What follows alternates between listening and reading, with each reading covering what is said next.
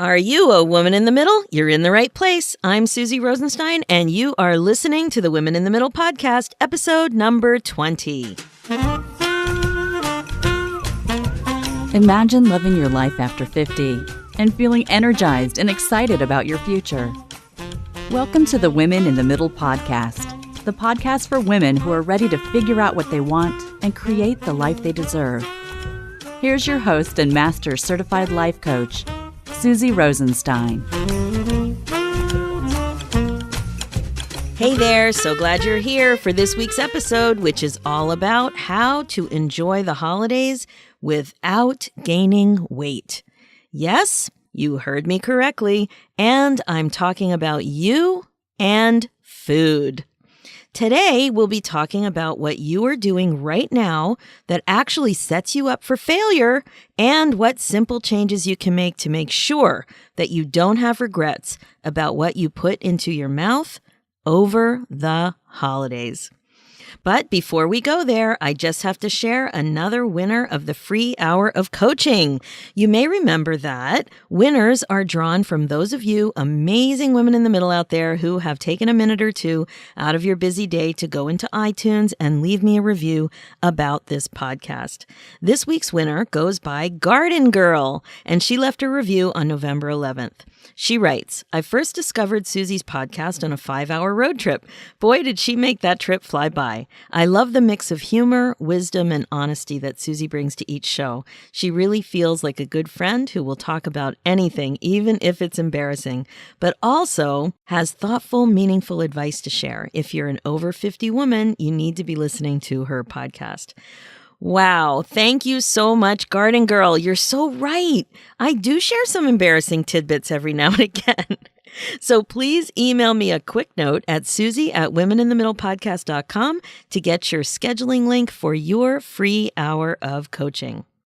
Ladies, thank you so much for your amazing feedback. As women in the middle, I think we know that it can be tough sometimes, and knowing that we have each other and that we're not alone is just so helpful.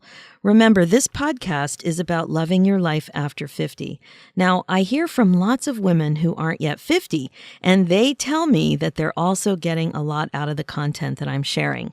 And you women who are not yet 50, especially if you're 49, stay tuned, because next week I will be announcing something that I think you will really, really like. Now, I'm not surprised that people of all ages get something out of this content, because they really don't teach you this stuff in high school. And it's so important, this mindfulness work. I love that there are women of all ages listening, and just know that the examples I'm using may be more relevant to the over 50 set, but that's all. The main content is good for all of us, no matter your age, no matter your stage. And I've said it before, we're in this together and we need to stick together. Okay, so let's dive into this week's topic, how to enjoy the holidays without gaining weight. As far as I can tell, most women in the middle are not happy with their weight. Menopause doesn't seem to help either. Don't get me started. Now, most of us are trying to lose some weight, and when the holidays come up, there's some pretty consistent behavior out there. Not only are you shopping, not only are you cooking, not only are you cleaning, not only are you setting the table, not only are you arranging travel plans, but, my lovely women in the middle, there's something else that you're doing. Most of you are doing this. It's become so common that you don't even notice it. In fact, it's become so common that you don't even question it. You decide in advance that you're going to gain weight. Yes, ma'am. Let me repeat that so I know you heard me. You decide in advance that you're going to gain weight over the holidays. Now, if you've been listening to this podcast for a while, you know that your thoughts are optional. You know that your thoughts create your results, but what you may not remember is how this idea applies to the concept of you thinking that it's impossible not to overeat over the holidays. And it's pretty common to think like this. You are not alone. You probably think that it's a fact that you're going to gain weight over the holidays. Think about it. that there's just no ifs, ands, or buts about it. But my wonderful women in the middle, I have to remind you that it's just not a circumstance in your life. A circumstance, the way I teach it, is neutral. It's black and white. It's something that happens or occurs. Other people observing the circumstance would agree. And I know that this idea that you're going to gain weight over the holidays may seem black and white to you, but I hate to burst your bubble. It's not. It's just a thought. It's just a sentence in your mind, and you don't need to think it. The fact is that there will be food over the holidays. There are holidays. That's a fact. There is food served at the holiday gatherings. That's a fact. That's really it. But notice what happens when you think about this fact. That's when the thought comes in. It just pops in. It's like you're thinking, if there's a holiday with food, then I will gain weight. It's like capitals in your brain. Or I like to think of thoughts as thought bubbles. So like capitals in that thought bubble. Okay, now notice how you feel when you think I'm going to gain weight over the holidays. My clients have told me that they feel hopeless about their diet. And I've noticed myself that I actually feel disconnected to my goals. Actually, I almost feel motivated to go off the plan and eat whatever. So it's not just that I'm not motivated to stick on plan, but I feel motivated to go off plan. It's like this thought pushes me in the other direction. Can you relate to that? It's crazy. If you want to lose weight, and I know you do want to lose weight, it's just so easy to choose to think a thought that makes it more difficult. Look what we do to ourselves. But remember, thoughts create our feelings, and then our feelings lead to our behavior. Feelings, our emotions drive everything that we do or what we don't do. So think about it. What are you likely to do when you feel hopeless? What are you likely to do when you disconnect from your goals? Exactly, you eat whatever. And your result? What happens to you when you eat whatever? You gain weight, right? It's not rocket science. And this, my friends, proves your thought that you will gain weight over the holidays, even if you don't want to. Now, I have a friend. I want to say yikes. And every time I say yikes, I think of her. She was my first roommate in university, and her name is Laura. So Laura, if you're listening, I just can't help but say, yikes! What are we doing? Your results prove your thoughts every day of the week. So let's dive in a little deeper into the whole holiday eating situation. Now, I've been working on this issue myself. You're not alone. You're never alone, right?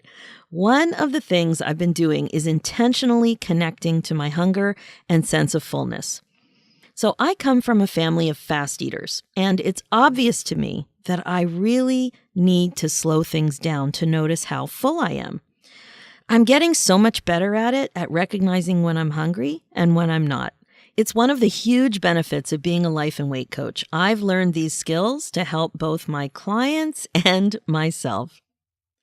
The goal is not to let yourself get too hungry or too full. Now, you may have all kinds of other weight loss goals and diet plans and food plans, but really, if you really think about it, you just don't want to get too hungry or too full, because you know what happens when you get too hungry, you lose control, and when you get too full, you just feel horrible about yourself and you gain weight. So when you don't eat, you don't want to feel deprived or hangry. And we all know what hangry is. And when you do eat, you want to feel light and satisfied. I just love that. And the more I practice eating to that point of just feeling light and satisfied, the happier I am with my ability to do that.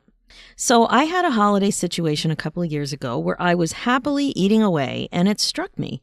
I noticed I was starting to get full in the middle of my plate of food. In fact, I may have been just past that feeling of light and satisfied, just past it. I think I'd already eaten, I think I really did eat a little bit too much at that point where I recognized it, but at least I recognized it. There was still food on my plate, and that was a big improvement.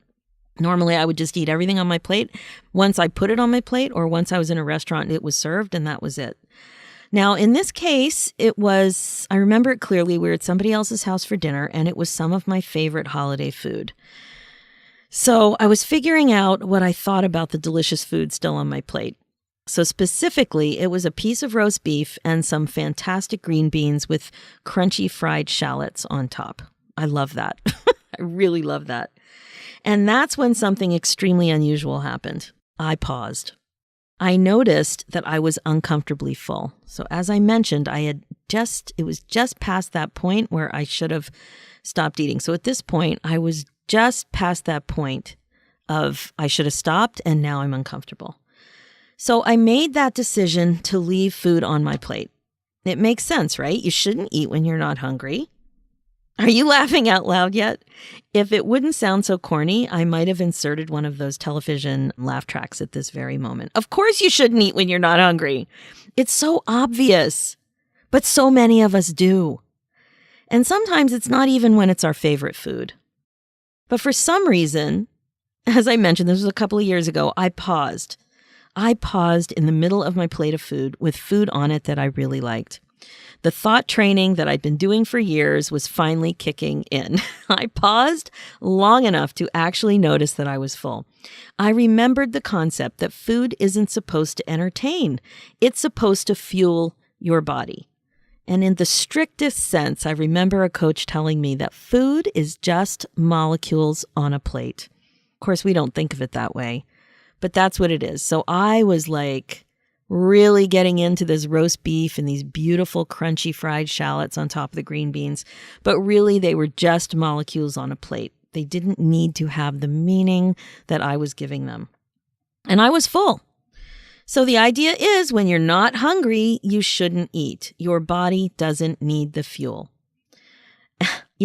Wow. I was really beside myself that the thought popped in when I needed it to. This was a relatively new concept for me a couple of years ago. Now it's becoming easier and easier to remember and to be aware and to connect to my feelings that way and my hunger and my fullness. But at that point, I made a decision to leave something I loved on my plate because I was full. I was very aware of what was going on in my mind during the whole experience. There was so much drama, both while I was eating and thinking about eating. I was aware that I felt badly about wasting the food. But I was also aware that my body didn't need any additional fuel. I know that it's a waste to add fuel by eating when you don't need any more fuel. So it's not just that I was wasting food. When I consumed the food and didn't need it, I was wasting it as well. So I did it. And guess what? Everything was okay. I felt great about making a decision that was good for me. And I know I can have these favorite foods another time in another place. So when you're full, any additional food you eat is really garbage, if you think about it that way. And I don't know, your body just doesn't need it. So during the holidays, there is just so much food around. But whenever you're full, making a decision to keep eating is overeating and wasting food. Your body doesn't need it. It is garbage. And another thing is that it makes you gain weight. It's so interesting, so important to connect thoughts and feelings and hunger and satiation. And if I can do this, you can do this. I know it. So it's just so great to know that you can master the art of not finishing what's on your plate. So how are you doing with the holidays? Are you celebrating holidays right now? Are you planning your holidays? Are you traveling to holidays? Whatever's going on, I love sharing good news in this podcast, and this information about thought work and planning is life-changing if you're trying to lose weight. Think about it. How many holidays are there throughout the year? If you thought you were absolutely going to gain weight during all of the holidays, you wouldn't have a fighting chance to lose weight. There's just too many. The good news is that you don't have to gain weight over the holidays. Here are my 7 top tips to help you master the skill. And honestly, it's just a skill after all. And you can practice and you can get better at it.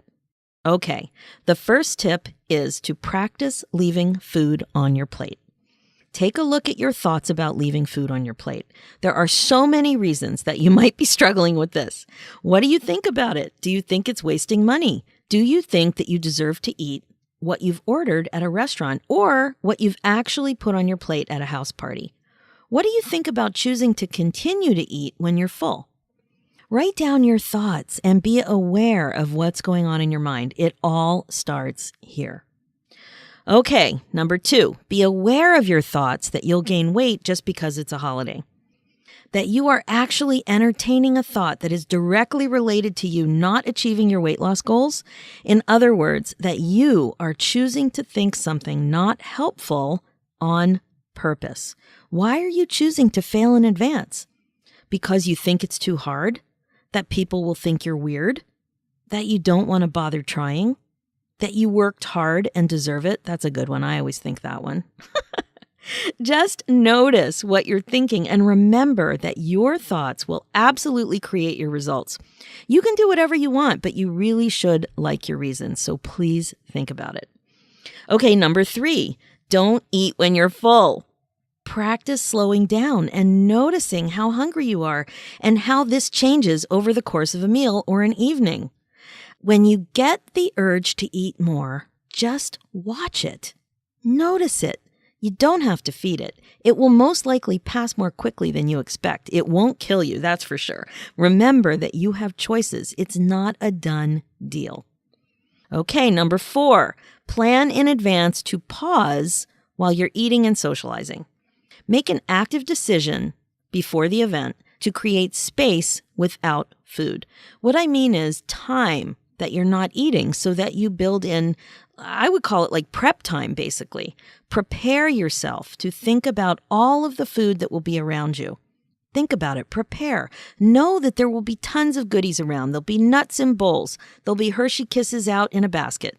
There'll be tons of cheese and crackers. Who knows what else is going to be out? There'll probably be wine bottles out, or I don't know what else. The works. Basically the works. So make sure to drink water. I like to put it in a wine glass with a slice of lemon or carbonated water. It seems fancier if it's in a nice glass. Use this pause time to notice what's going on. What is being served? What's coming next? And most importantly, what you want to eat on purpose. Give yourself a break from eating on autopilot so that you can be more intentional about what you're putting in your mouth. Plan to pause. All right, number 5, notice when you are no longer hungry. You can learn so much when you slow down your eating and really focus on how full you feel. Strive for that feeling of satisfaction and lightness. It's a novel concept to many, right? But you will love it. Okay, number 6, plan in advance to be selective about the types of foods you're going to eat or not eat. Wine, dessert, cookies, appetizers, don't just grab and eat. Don't automatically eat everything you're offered. Ask yourself, what do you really want to eat? Do you want to eat processed foods? Do you want to eat sugar? What about bread? What about desserts? Do you prefer appetizers to sweets? Will this be an opportunity to eat vegetables because you know there's going to be veggies cut and ready to go? If so, what choices can you make because of what you're thinking about in advance? Do you want to drink alcohol? If so, how much? You can decide in advance to have 1 glass of wine or to not drink at all. It doesn't have to be whatever the host offers. You can decide to have one of those amazing cookies that your mom makes every year, but maybe not 10. You can decide to have 1 plate of food rather than to go back for second helpings. You can decide to eat twice the amount of salad and not have dessert. So many choices are available to you. So just really think about what is your preference and choose carefully with intention. All right, last but not least, number 7, practice thinking a thought that makes you feel motivated about losing weight over the holidays. This is personal, but I like to think this. I'm open to the idea that I can have fun and eat intentionally. Simple as that. This thought is a shift. You don't have to lose control. You don't have to just throw your hands up in the air and say, whatever. You don't have to zone out. You can have fun with the people that you love and you can eat in line with your personal eating plans. It really is possible. So can you be open to the idea that you can feel light when you're surrounded by all of this food? That you can make choices based on what you want? That you can plan and stick to your plan? I guess the bottom line is, can you decide in advance to have your own back? I'm open to the idea that you can. What about you? How aware are you of the way your thinking relates to your eating? Many of my clients find me ultimately because they aren't happy with some aspect of their lives, their career, turning 50, empty nest, something like that. And it's no surprise that we usually end up talking about weight as well, especially now that we're older and often menopausal. A lot of our old tricks to lose weight just don't work anymore, right? So most of us aren't that thrilled with our weight, and I'm happy to help you understand your thinking better so that you can really see how you're creating the results you have in your life, even that number on the scale. I created a worksheet that helps you take a look at all of this, at what's going on up there in your mind. It's a free download, so just go to www.womeninthemiddlepodcast.com/20 and you can find it in the show notes. It is yours. It's just waiting for you to click on it. So remember, as women in the middle, you are older and wiser. You can do hard things. You really can do hard things, even lose weight over the holidays, one thought and one bite at a time. Happy holidays, everyone. Thanks for listening to this episode of Women in the Middle. If you liked what you heard and want more, head over to womeninthemiddlepodcast.com/guide to download a free actionable guide that will help you break out of your midlife funk and start living the life you want.